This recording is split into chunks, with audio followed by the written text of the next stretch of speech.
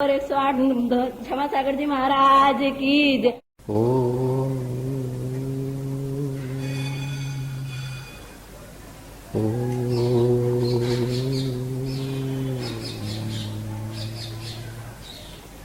मंगलमय मंगलकरण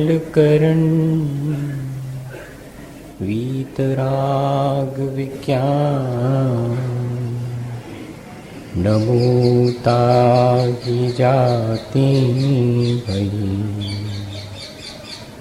अरहंताति महा जो विद्यादि सागर सुधी जो विद्यादि सागर सुधी गुरु हैं हितैषी शुद्धात्म में निरत नित्य हितोपदेशी वे पाप ग्रीष्म ऋतु में जल हैं सयाने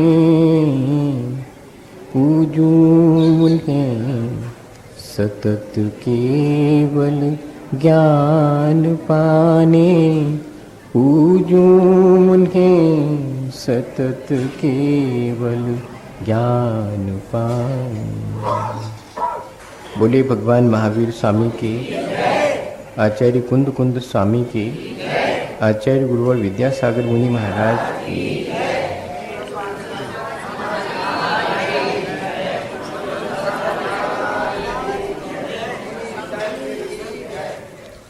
जीवन को अच्छा बनाने के लिए ज़रूरी है कि हम अहिंसक जीवन पद्धति अपनाएं। अहिंसा सिर्फ एक विचार न होकर के हमारा आचरण बन जाए, इसके लिए हम लोगों ने पिछले दिनों बहुत सारी बातों पर विचार किया था। अहिंसा के लिए ज़रूरी है कि हमारा जीवन हम स्वावलंबी बनाएं। अहिंसा के लिए ज़रूरी है कि हम साधनों का सदुपयोग करें। अहिंसा के लिए ज़रूरी है कि हम अपनी प्रतिक्रिया सकारात्मक रखें। अहिंसा के लिए ज़रूरी है कि हमारे संबंधों के बीच स्वार्थ ना आ पाए, क्योंकि ये चीज़ें हमें हिंसा की तरफ ले जाती हैं। जितनी पराधीनता हमारी है वो सब हमें हिंसा की तरफ ले जाती है। जो मन वचन काया हमें साधन के रूप में मिले हैं, उनकी पवित्रता न बनी रहे तो भी हम हिंसा की तरफ चले जाते हैं। यदि हम किसी भी क्रिया की प्रतिक्रिया नकारात्मक करते हैं तो वह भी हमें हिंसा की तरफ ले जाती है। हम संबंधों को जीते तो हैं, हिल मिल करके एक दूसरे के साथ रहते तो हैं, लेकिन हमारे स्वार्थ टकराने लगते हैं तो फिर हिंसा हमारे जीवन में अवश्य संभावी है। इसलिए हमें इन सब बातों को विचार करके अपने आचरण को परिवर्तित करना चाहिए। हिंसा और अहिंसा का विचार बहुत भावनात्मक है। हिंसा कोई कृत्य नहीं है, न ही अहिंसा कोई कृत्य है। हिंसा एक भाव है, अहिंसा भी एक भाव है। हमारे मन में जिस तरह का भाव होता है उसी से हमारे कर्म हिंसात्मक हैं या अहिंसात्मक हैं ये निर्धारित हो जाता है। इसलिए जरूरी है कि हम सदा अपने भावों को परखते रहें। हमारे भीतर उठने वाले भावों से हमारे कर्म निर्धारित होंगे। हमने हो सकता है कि बाहर में कोई धार्मिक कार्य किया हो, जैसे कि रावण ने शांतिनाथ भगवान के जनालय में शांतिनाथ भगवान की आराधना का अनुष्ठान शुरू किया था। बहुत अच्छा लगता है, लेकिन रावण के मन में उस शांतिनाथ भगवान की आराधना के समय एक ही भाव था कि मैं किसी भी तरह से ऐसी सामर्थ्य प्राप्त कर लूं जिससे कि राम की मृत्यु हो सके। बताइए, इस तरह के भाव से किया गया, यह जो धर्म का कृत्य है वह कृत्य अहिंसा कहलाएगा। निर्धारित हो गया अपने आप ही। हमारा कोई भी कृत्य हिंसक है या अहिंसक है वो हमारे भावों के द्वारा निर्धारित होता है। इसलिए हिंसा कोई कृत्य नहीं है कि किसी को मार दिया तो हिंसा हो गई। नहीं, वो जो मारने का मेरे अंदर विचार आया है वो हिंसा हो गई। मैं तो निरंतर ही, कितने ही जीव हैं जो कि मेरे अपने कर्मों के द्वारा, मेरी अपनी क्रियाओं के द्वारा निरंतर घात को प्राप्त होते हैं। मैं अगर सावधान होकर के उनके बचाने का भाव रखता हूं और फिर भी वे मेरे द्वारा घात को प्राप्त होते हैं, तब भी आचार्य भगवंतों का कहना है कि वह कृत्य हिंसा का नहीं है। एक मुनि महाराज सावधानी पूर्वक विहार करते हैं, अपनी और भी क्रियाएं करते हैं। उन्होंने जीवन भर किसी भी जीव को दुख नहीं पहुंचाने का संकल्प लिया है। वे पूरी सावधानी से अपनी क्रियाएं कर रहे हैं, फिर भी संभव है कि उनके द्वारा, संभव क्या है, वो तो होता ही है, जीवों का घात निरंतर हो सकता है, लेकिन इसके बाद भी उनका वह कृत्य हिंसक नहीं कहलाता है। वे अहिंसा के लिए ही निरंतर सारी क्रियाएं करते हैं। ये विचार हमारे मन में बहुत दृढ़ होना चाहिए ताकि हम अपने भावों को संभाल सकें। हम अपनी क्रियाओं को तो संभाल लेते हैं, लेकिन हमारे अपने भाव जब तक नहीं संभलते हैं तब तक वे क्रियाएं कितनी भी संभल जाएं। मैं बाहर से जीवों को नहीं मारने का संकल्प ले लूं, लेकिन भीतर भीतर मेरे मन में जीवों को दुख पहुंचाने का, जीवों को कष्ट में डालने का, जीवों का घात करने का भाव निरंतर बना रहे, तो मानिएगा वो बाहर से लिया हुआ संकल्प मेरे जीवन को कितना ऊंचा उठाएगा, ना उठा पाएगा। सुबह से शाम तक गृहस्थ जीवन में निरंतर जो कार्य करते हैं उसमें हिंसा होती रहती है। अपनी आजीविका के जो साधन हम अपनाते हैं गृहस्थ जीवन में, उनमें भी हिंसा होती रहती है। कोई व्यक्ति हमारे जीवन को क्षति पहुंचाता है, उस क्षति से बचने के लिए, अपने बचाव के लिए हम जो भी करते हैं उसमें भी हिंसा होती है। इन तीनों प्रकार से होने वाली हिंसा को गृहस्थ जीवन में क्षम माना गया है। सिर्फ एक ही प्रकार की हिंसा से बचने के लिए गृहस्थ के लिए कहा गया है, और फिर उसको वो अहिंसाणु व्रत का नाम दे देंगे कि आपका अहिंसाणु व्रत हो गया। सिर्फ एक प्रकार की हिंसा छोड़ी है कि मैं इंटेंशनली किसी को भी मारने का विचार नहीं करूंगा, मारने का भाव नहीं रखूंगा, मैं किसी को दुख पहुंचे ऐसा भाव नहीं करूंगा, बस इतना ही इंटेंशनली मेरे द्वारा पहुंच सकता है। माँ सुबह से शाम तक घर गृहस्थी के काम करती है और पिता दुकान पर बैठ करके और अपना व्यापार 4 पैसे कमाने के लिए करता है। 100 रुपए की चीज ला करके 100 रुपए में कोई नहीं बेचता, 150 और 200 रुपए में बेचता है। वो भी जानता है, सब जानते हैं कि मैं झूठ बोल रहा हूं कि इतने की ही है। यह सब करने के बावजूद भी उसे सिर्फ एक ही बात कही गई कि सावधान रहना, बस इतना करना कि दूसरे का घात करने का विचार नहीं करना, दूसरे का बुरा हो जाए ऐसी दुर्भावना नहीं रखना, इतने में ही तुम्हारी अहिंसा का पालन हो जाए।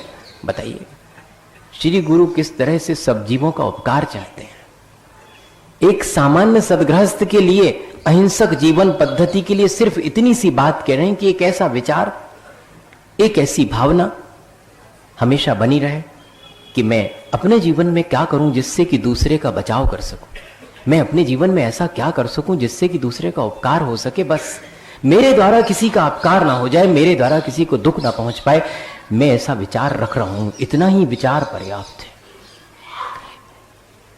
2 छोटी सी घटनाएं एक मुनि महाराज के साथ घटित हुई, उन पर विचार करें, मालूम पड़ेगा कि भावों की महिमा है या कि हमारे किए गए कार्य का महत्व है।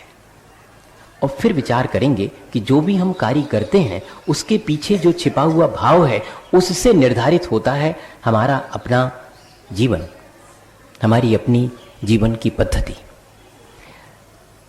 मुनि महाराज ध्यान में लीन है, गर्मी का दिन है और तेज गर्मी है, शिला पर बैठ करके वे ध्यान कर रहे हैं। शायद उन्होंने योग धारण कर रखा है। आज वर्तमान में हम सिर्फ वर्षा योग धारण करते हैं, उसे भी हम वर्षा योग ईमानदारी से नहीं कह सकते हैं। क्योंकि वर्षा योग धारण करने वाले मुनि महाराज तो आषाढ़ शुक्ला चतुर्दशी को ध्यानस्थ होते हैं और भगवान के निर्वाण के दिन आंख खुलती उनकी, वो कहलाता वर्षा योग।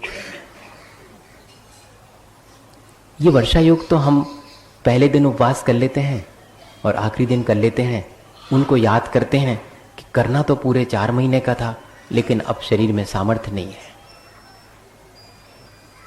ये वर्षा योग तो हमारा सिर्फ एक बात फॉर्मल है। ऐसा ही 3 योग धारण किए जाते हैं एक वर्ष में। ग्रीष्म योग, जिसको आतापन योग बोलते हैं, और एक ठंड में किए जाने वाला अभ्रावकाशन योग 2-2 महीने का।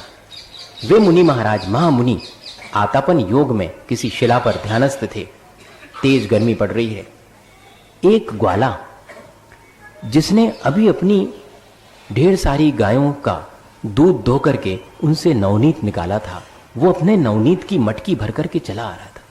उसने देखा कोई साधु पुरुष तपस्या में लीन है, मैं इनका क्या उपकार कर सकता हूं, मैं इनकी क्या सेवा कर सकता हूं। उसके भीतर एक विचार है, सेवा का विचार है, सद्भाव है, उपकार का भाव है। और वो भी किसके प्रति? एक तपस्वी के प्रति, एक धर्मात्मा के प्रति। और उसने अपनी छोटी सी बुद्धि से ये निर्णय लिया कि एक ही उपाय है, मेरे पास जो नवनीत है वो इनके सिर पर लगा दूं, जिससे थोड़ी राहत मिलेगी इतनी भीषण गर्मी में। और उसने इतना सारा नवनीत का गोला उठा करके और बढ़िया से उनको एक टोप जैसा पहना दी, जरा ठंडक हो जाएगी। वो तो अपनी सेवा करके यही जान रहा है कि मैंने बहुत अच्छा करा, और चला जाता है। वो सारा का सारा नवनीत धूप में, गर्मी में पिघल करके उनके सारे शरीर पर चिपक जाता है।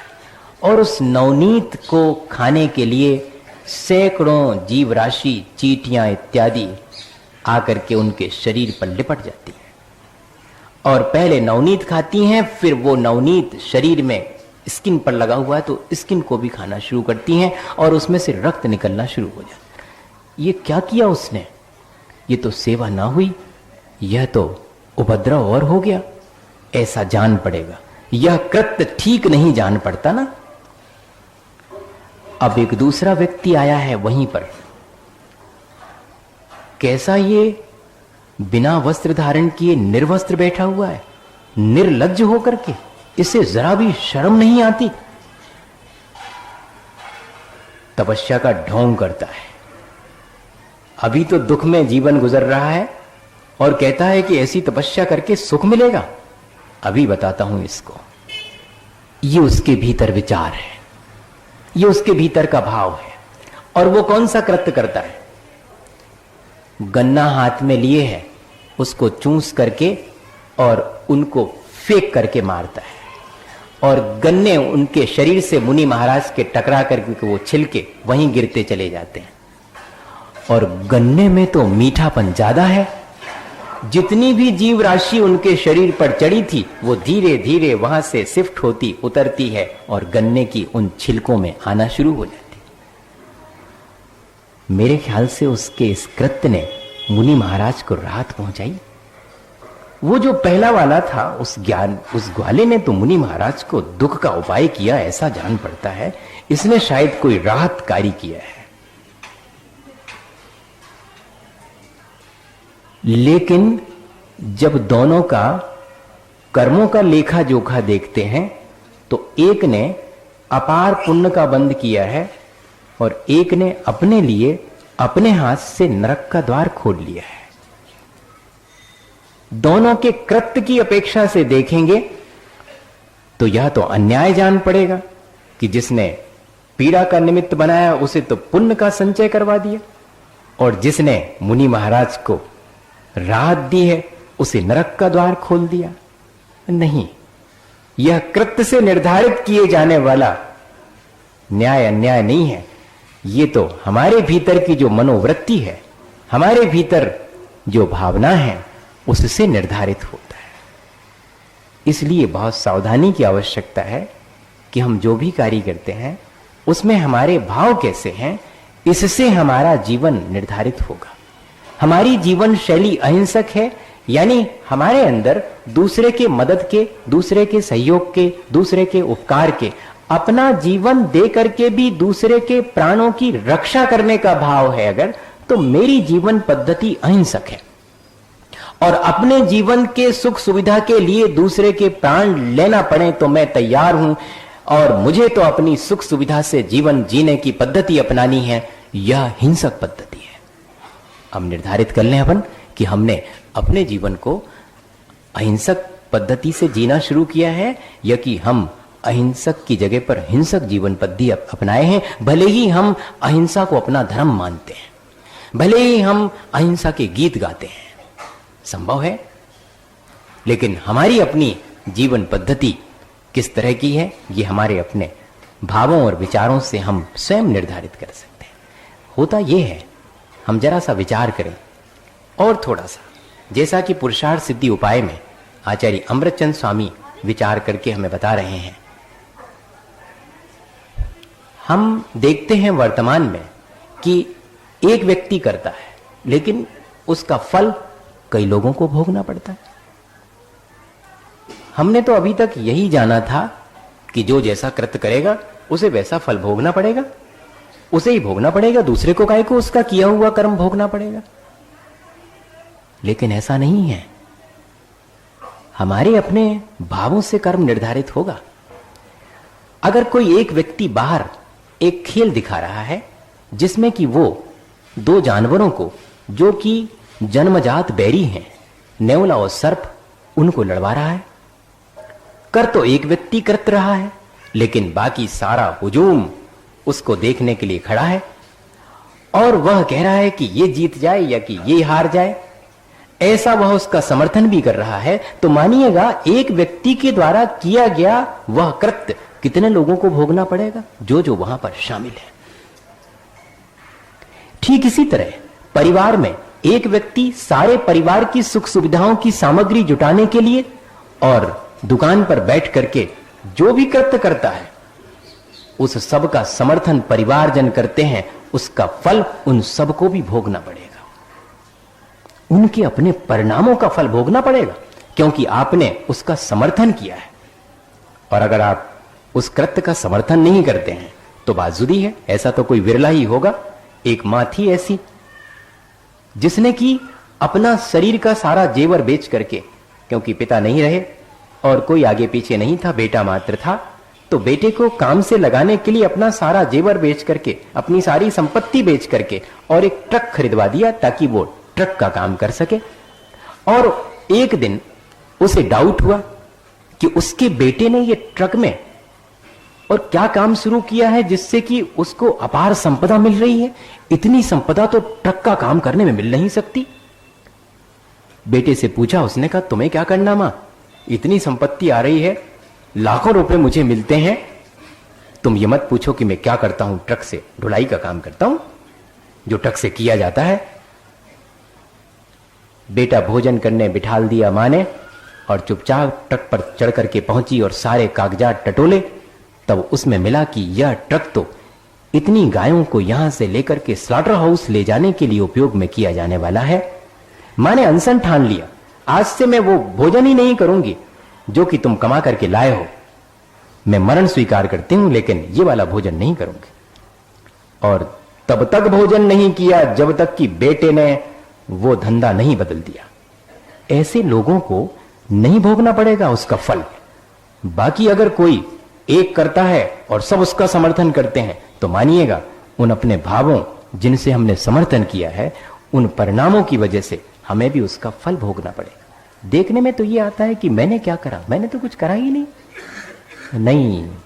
हमने जितना जितना किसी और के पाप का समर्थन किया है, वो सब हमारे मत्थे उसका फल भोगने के लिए आएगा। बहुत सावधानी की आवश्यकता है। घबराहट तो इतने में होने लगी है ना, अब क्या होगा। अभी तक जो हुआ है वही होगा, जो हो रहा है वही होगा। अगर परिवर्तन नहीं करेंगे तो वही होगा। अगर हम आज भी समझ जाएं और परिवर्तन कर लें तो जो हम चाहेंगे वो होगा, जो होना होगा वो नहीं होगा, जो हम चाहेंगे वो होगा। ये हमारे भीतर सामर्थ्य है। लेकिन हम क्या कहें, हम तो ये सोच लेते हैं कि वो जो हो रहा है वो ही होना था, इसलिए वो हो रहा है। नहीं, मैंने निर्धारित किया था कि क्या होगा, इसलिए हो रहा है, और मैं निर्धारित करूंगा कि अब ये नहीं होगा, ये होगा, तो ये वही होगा। ये कोई और मेरे लिए निर्धारित नहीं करता है, मैं अपने लिए खुद निर्धारित करता हूं। अगर मैंने अपने लिए हिंसक जीवन पद्धति के लिए कर्म बांधे हैं तो मैं हिंसक जीवन पद्धति ही जीऊंगा। लेकिन अगर मैं चाहूं तो आज अपनी पद्धति को बदल करके अहिंसक जीवन पद्धति अपना लूं तो मेरे शेष जीवन में भी मैं अहिंसक ही जीवन पद्धति अपना सकूंगा। ये साहस हमें करना पड़ेगा। मजा यह है कि कर्ता अभी तो एक था, अब करते अनेक हैं, भोगना एक को पड़ता है। कैसे? एक समय सारजी में गाथा आती है जिसका भावार्थ है कि पगरण चेष्टा मवि, कोई एक चेष्टा करता है और उसकी वह चेष्टा उसके लिए तो हानिकारक होती ही है, लेकिन उसकी उस चेष्टा के द्वारा जो उसमें सहयोगी हैं उन सब की हानि नहीं, सिर्फ उसी की हानि होती। कस्सवी पायरणोक्ति, करने वाला कोई और होता है, लेकिन जिसके निमित्त से वह किया जा रहा है उसके लिए ही उसका पूरा फल भोगना पड़ता है। शादी ब्याह में ये बात देखने में आता है।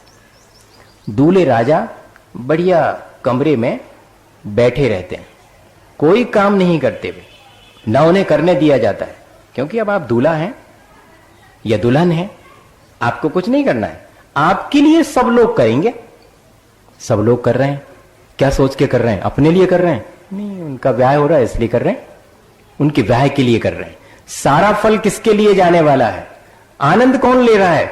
करने वाला आनंद नहीं देता है, जो उस आनंद को ले रहा है वो भोगेगा।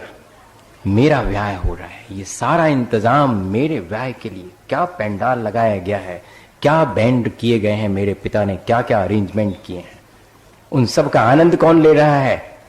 एक व्यक्ति ले रहा है। सरंजाम जुड़ाने में सैकड़ों लोग, सैकड़ों हाथ लगे, वरना तो ये पंडाल लगाने वाले को बहुत कर्मों का बंद होगा, उसको कोई फर्क नहीं पड़ता, उसको रोजी रोटी कमानी है इसलिए पंडाल लगाया। आपका ब्याह होता हो, आप एंटरटेन करो, हमें क्या मतलब, हम तो लगा के चले जाएंगे। देखिएगा आप, आ रहा है समझ में?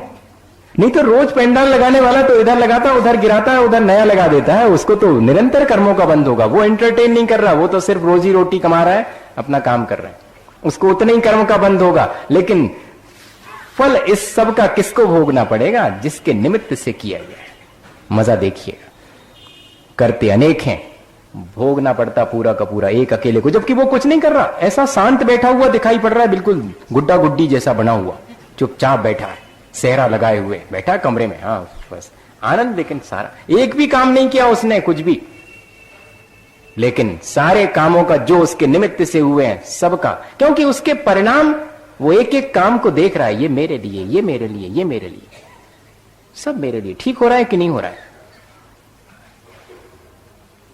इसलिए बहुत सावधानी की आवश्यकता है।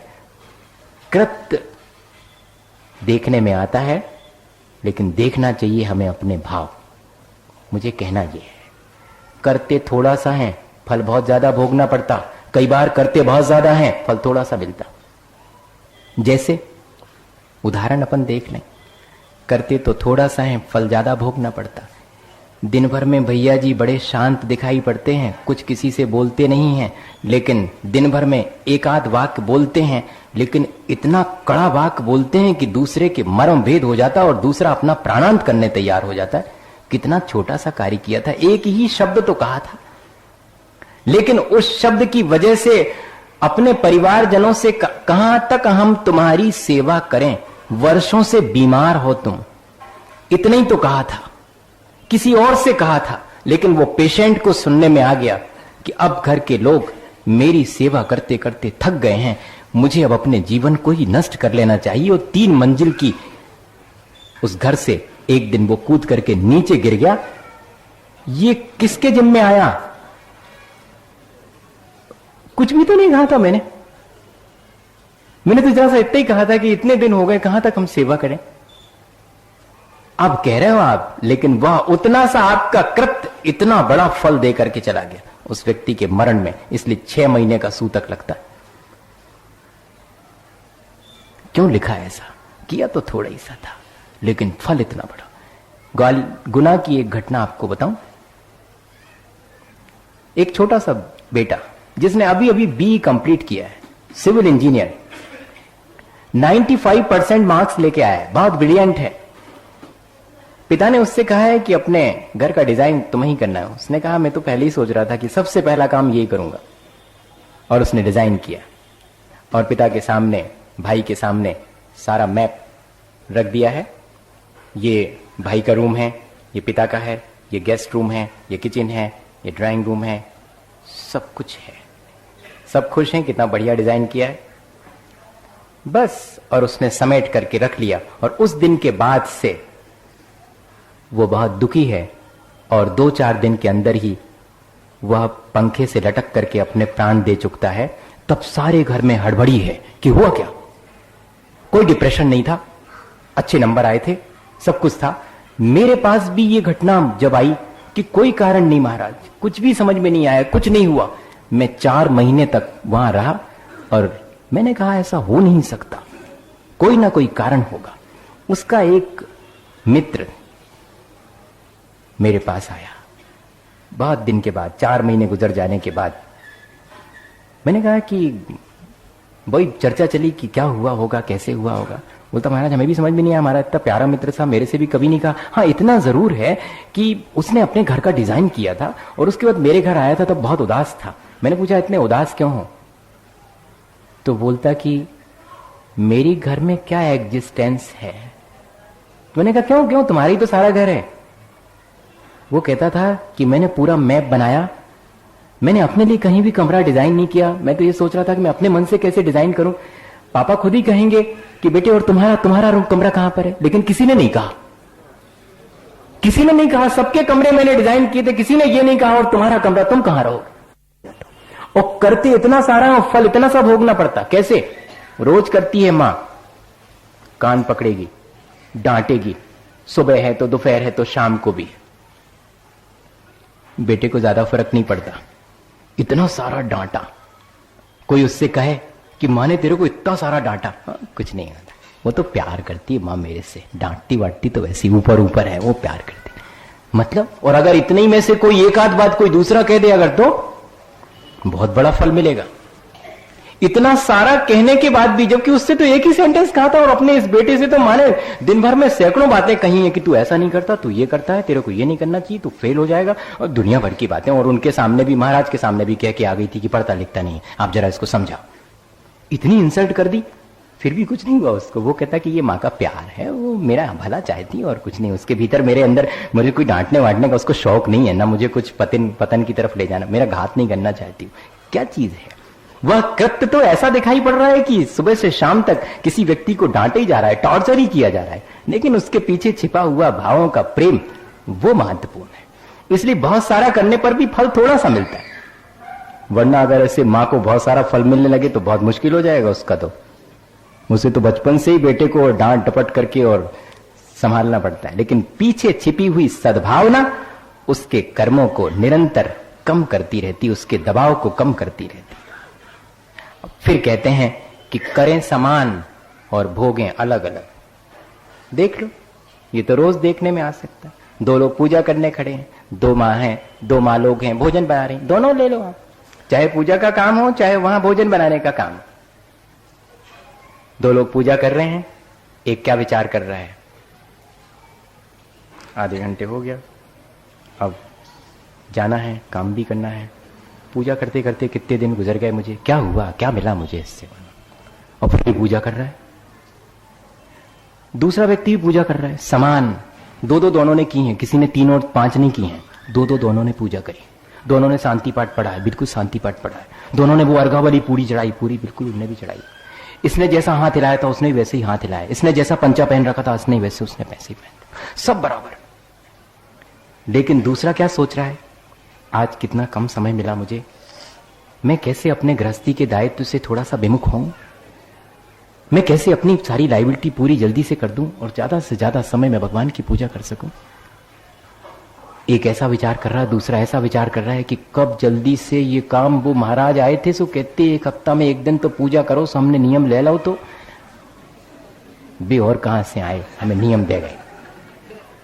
वो कर रहा है, मजबूरी में कर रहा है, कृत्य ज्यों का त्यों किया जा रहा है, लेकिन समान कृत्य होने के बाद भी अलग अलग फल मिलेगा, दोनों को अलग अलग फल मिलेगा। और ऐसे ही एक मां भोजन बना रही है और क्या विचार कर रही है, मैंने इतनी बड़ी पढ़ाई पढ़ी, बीए करा, बीई किया, और मेरे पिता को भी क्या सूझी, और ऐसे दुकानदार से मेरा ब्याह कर दिया।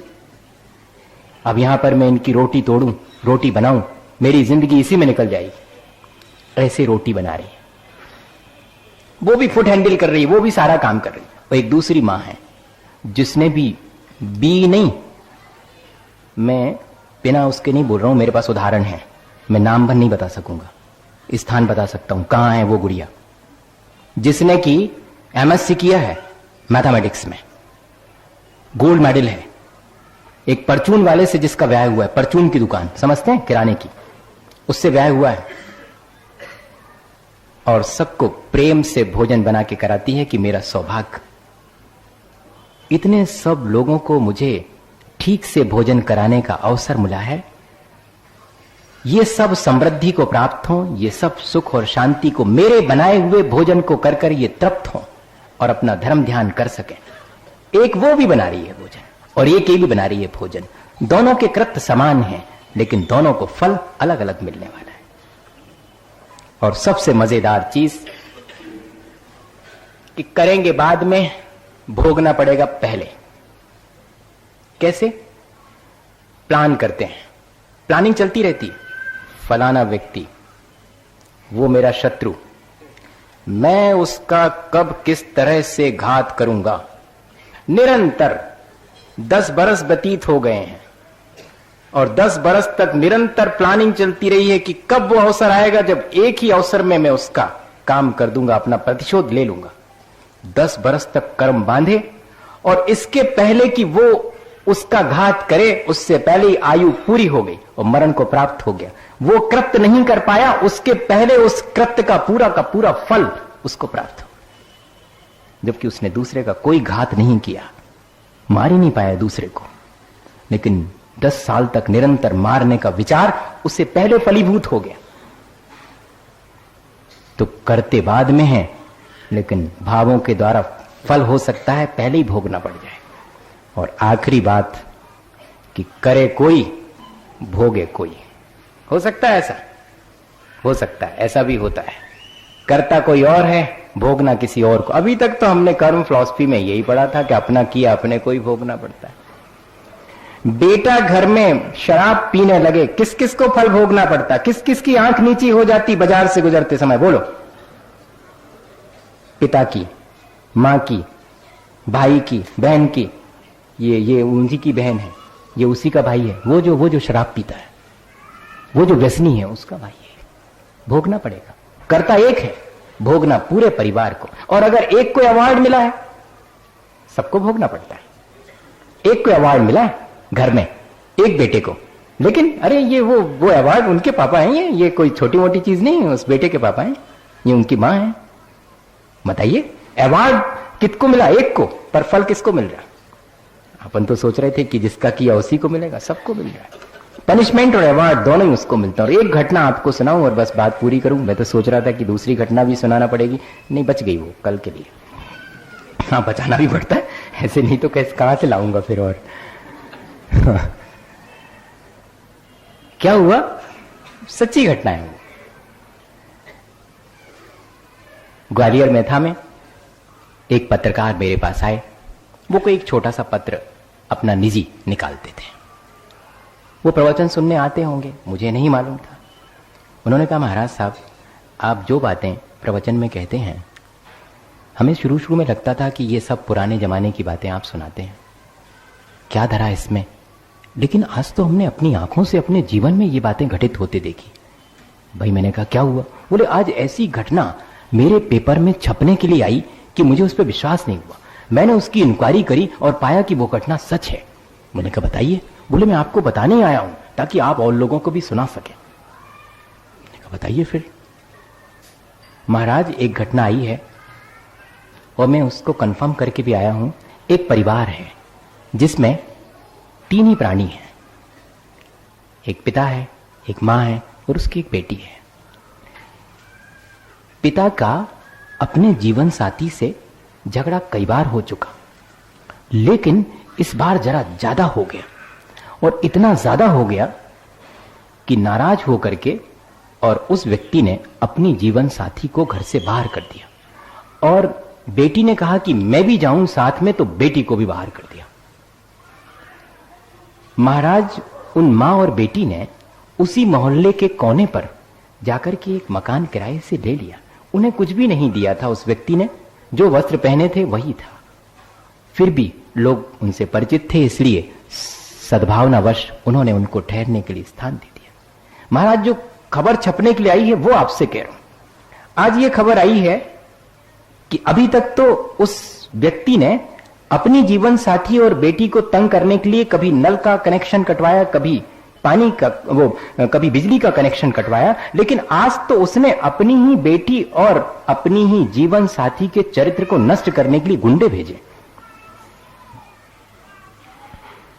ये संसार का एक चेहरा है, घबराना नहीं। अच्छा भी है, वहां कुछ बुरा भी है।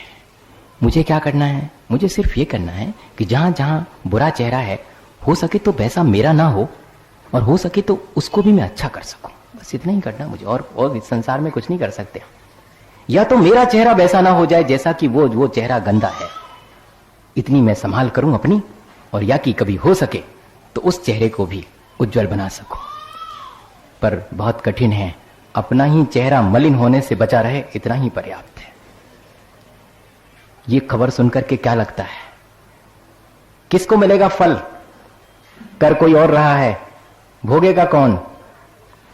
करने वाला नहीं भोगेगा। जिस गुंडे को भेजा है उसे तो 1000 रुपए मिल रहे हैं, इसलिए वो काम कर रहा है। भोगना जिसने करवाया है उसको। करता कोई और है, भोगना किसी और को पड़ता है।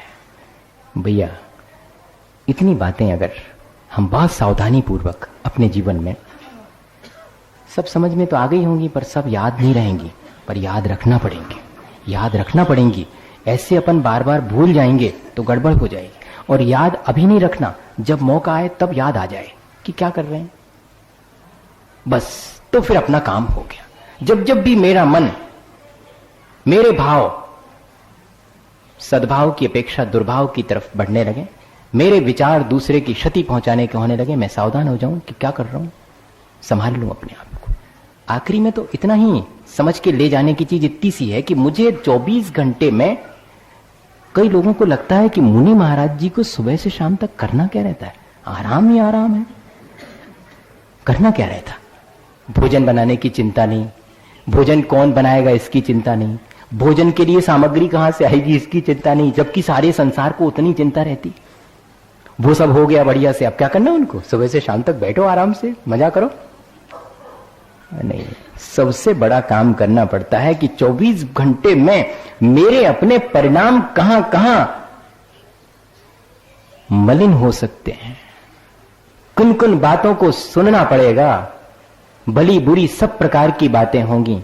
भली बातों में मन अपनी प्रशंसा सुनकर के गदगद हो जाएगा कि वाह, लेकिन जब कोई निंदा करेगा तब अपने मन को मलिन होने से बचाए रखना और प्रशंसा के समय अहंकार की मलिनता से बचाए रखना, दोनों ही चीजें हैं, दोनों ही सबसे कठिन चीज है। समता भाव बनाए रखना सबसे कठिन। 24 घंटे एक ही साधना, और श्रावक के जीवन में भी उसकी झलक आनी चाहिए। उसके लिए आचार्य भगवंतों ने और इतनी पद्धति रख दी कि कम से कम कुछ ना कर सको तो घर गृहस्थी में रह करके भी अपने परिवारजनों का, अपने समाज का, अपने देश का, प्राणी मात्र के भला करने का भाव रखना। बस कभी बिगाड़ करने का भाव नहीं रखना। दूसरा बिगाड़ करे तो सहन कर लेना, दूसरे के बिगाड़ का उपाय भाव नहीं करना। इतना गृहस्थ जीवन में भी कर ले बहुत हो, पर्याप्त हो जाए। इसी भावना के साथ कि अपन करेंगे, शुरू करेंगे। हो सकेगा तो आज ही से शुरू कर देंगे, हो सकता है कि यहां से बाहर निकलते ही साथ शुरू कर देंगे। सबसे अच्छी शुरुआत तो यही होगी कि इसी क्षण मैंने तय कर लिया कि अब बस शुरू करूंगा। और नहीं कर पाए तो इस जीवन में सही, इस जीवन में नहीं कर पाएंगे तो अगले जीवन में करना तो पड़ेगा। अपने कोई दूसरे के जिम में तो नहीं डाल सकते। हम अपने जीवन में अपने कल्याण के लिए इन विचारों को जितना अधिक आचरण में लाएंगे उतना हमारा जीवन अच्छा बनेगा। इसी भावना के साथ कि हमारा जीवन अच्छा बने, बोलिए आचार्य गुरुवर विद्यासागर मुनि महाराज। हे गुरुवर शाश्वत सुख दर्शक यह नग्न स्वरूप तुम्हारा है। जग की नश्वरता का सच्चा दिग दर्शन करने वाला है।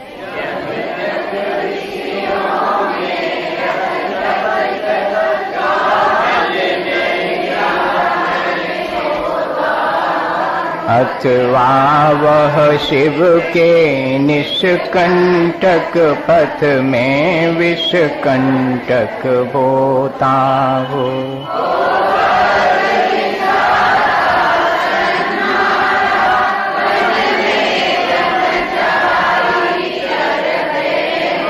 तब शांत निराकुल मानस तुम तत्वों का चिंतन करते हो।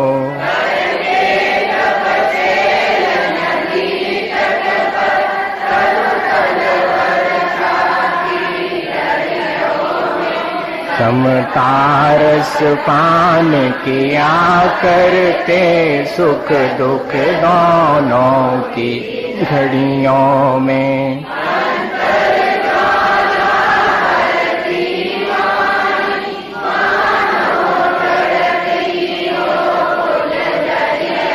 भव बंधन कड़ कड़ टूट पड़े खिल जावे अंतर की कलियां।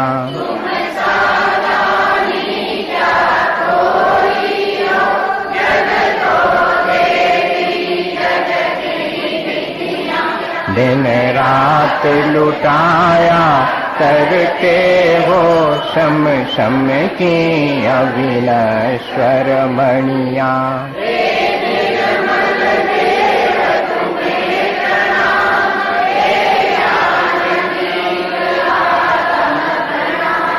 हे शांति त्याग के मूर्तिमान शिवपथ पंथी गुरुवर प्रणाम। मिथ्यातम नाश वेको ज्ञान के प्रकाश वेको आपा पर भास वेको भानु शिव कानी है।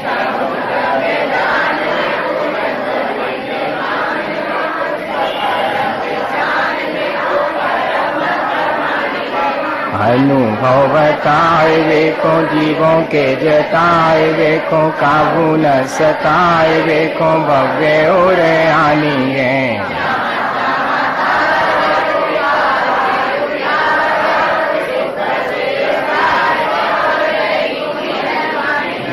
जावाणी के ज्ञान पे सूझे लोकालोक सोवाणी मस्तक नमो सदा दे तुम।